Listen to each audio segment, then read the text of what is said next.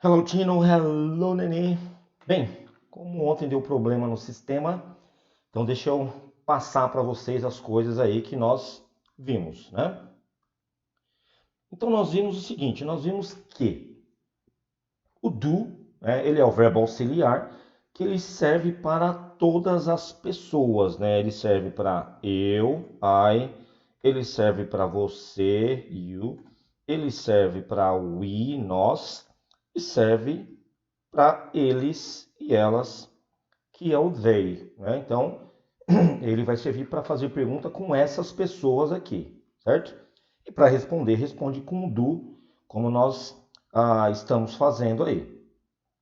Quando eu quero fazer frases afirmativas ou negativas com aquelas pessoas I, you, we e they, é só colocar o verbo normal, na verdade, e colocar o don't para negar. Então, I cook well, I don't cook well. I drink coffee, I don't drink coffee.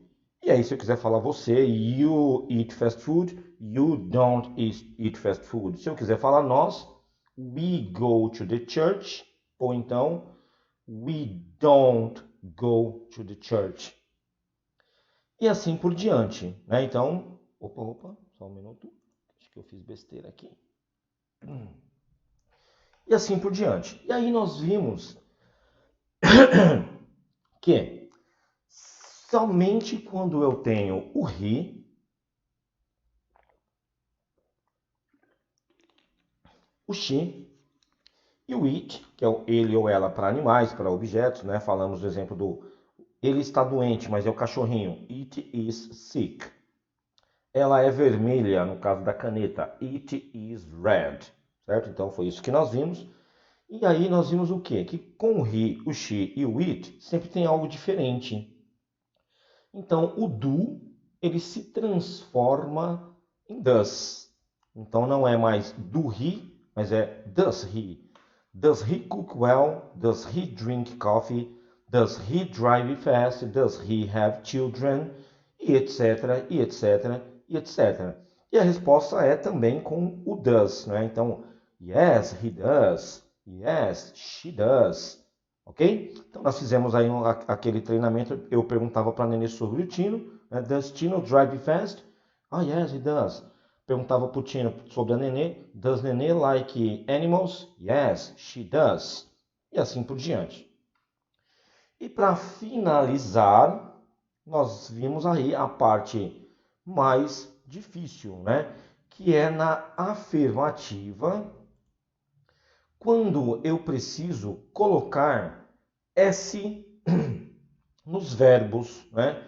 Então repara aí, ó, he, ou she, ou Nenê, ou Tino, ou João, ou Zé, ou Pedro, cooks well. Mas repara que na negativa, quando eu coloco o doesn't, o verbo fica normal. Por que o verbo fica normal? Porque a regra já está aqui, ó. A regra já está ali. Então não precisa mais no cook. Mas na afirmativa, o does não aparece. Portanto, cooks, does, drinks, drives, eats, goes. O único verbo que é uma exceção, né, que ele perde letras para colocar o S, que é o have, que é o verbo ter, né, ou o mesmo have quando encaixa com refeições, né, que aí virá almoçar, jantar, tomar café da manhã, né? Ele não existe haves, então aí eu preciso colocar, aliás, eliminar o V e o E colocar o has, tá bom? Então, mas é só isso. Fernando, mas aí tem o S, tem o ES e tem o IES. Lembra que eu falei para vocês, quando você está ouvindo em inglês, você só escuta S. Né? O ES e o IES é mais para escrever, né? Mas como nós estamos aprendendo as duas coisas, qual é a regra na afirmativa para he, she ou it? A regra geral é colocar um S. Quando o verbo terminar com O, S, X, SH e CH, né? Como é o caso aí, eu vou até marcar a letra S. O. Opa, ó, só o O. Isso. O X. O SH, que aí nós falamos aí a frasezinha para ajudar a lembrar, né? Ontem a Sasha e a Xuxa foram ao shopping tomar um chopp, né? Então, quando os verbos terminarem com essas letras, eu coloco ES. Por isso que o do ficou does, porque ele termina com O, né? O go, o miss, que é o verbo sentir saudades, o mix, que é o misturar, mexer, wash, lavar, e watch, que é assistir. Então, terminou com essas letras ES. E quando que acontece o IES? Somente quando o verbo terminar com consoante mais Y, que nós vimos o caso do estudar, do study, do fly, voar, e do cry, chorar. Terminou com Y, mas antes desse Y tem uma consoante. Aí eu elimino o Y e coloco IES. Ok? Então, só nesses casos aí. Ah, teacher, mas aí, só para lembrar, o pray termina com Y. Porém, né, antes do Y tem uma vogal, não é uma consoante. Então, neste caso, não faz parte dessa regra. Não faz parte dessa regra. Aí é simplesmente a regra geral, que é só colocar o S. Ok? Então, nós finalizamos aí. E aí vocês têm as frases para fazer, que vocês já fizeram, inclusive, eu vou corrigir hoje durante o dia. Então está tudo certo. Atividade para a próxima aula. Deixa eu só colocar aqui para vocês visualizarem. Aqui o PowerPoint. Bem, atividade para a próxima aula, o que nós vamos fazer? Porque até agora, sim, eu ainda vou acrescentar muito vocabulário, né? A gente tem aí uns 20 verbos simples, né? Mas a meta é 100. Mas vamos treinar bastante a parte gramatical, porque quando a parte gramatical agora estiver legal, né? É só eu arrebentar de vocabulário que vocês vão conseguir falar um monte de coisa. Mas já dá para a gente começar já a falar. Só que até então, o que a gente tem feito? Nós temos feito só perguntas de sim ou não, né? Do you Pananã? Yes, I do. Does Tino Pananã? Yes, he does. Does Nenê Pananã? Yes, she does. Só esse tipo de perguntas. Agora, com essas palavras que eu estou mostrando aí para vocês, que são os pronomes interrogativos, a gente já pode fazer perguntas onde eu não respondo mais com sim ou com não, né? Eu já vou ter que responder com frases, né? Então, tipo, você vai na igreja? Sim, yes I do.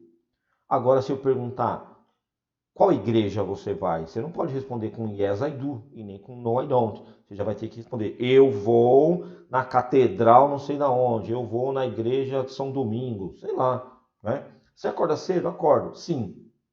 Agora, se eu perguntar que horas você acorda normalmente, aí já não responde mais com sim. Então, essas palavras são para isso. Então, já vou passar para vocês treinarem, que é na semana que vem a gente já vai começar a trabalhar com tudo que nós vimos, mais isso daí. Então, o primeiro aí, o where, significa onde. Where, ok? A pronúncia. What significa qual ou o que. Certo? Então, se eu for perguntar o que você come no café da manhã, por exemplo, você já consegue entender agora. What time? Que horas? When? Quando?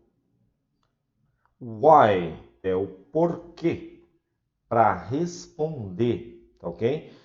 O nosso, em português, o nosso porquê separado e o nosso porquê junto, né? Então, o why é só o porquê separado, que é o porquê para responder, para perguntar. Para responder, eu respondo com because, ok? Então, aquele why é só para perguntar. Então, por que você? Because, para responder é o because. Who é o quem. How. O how é o como. How often é com que frequência, ok? How often?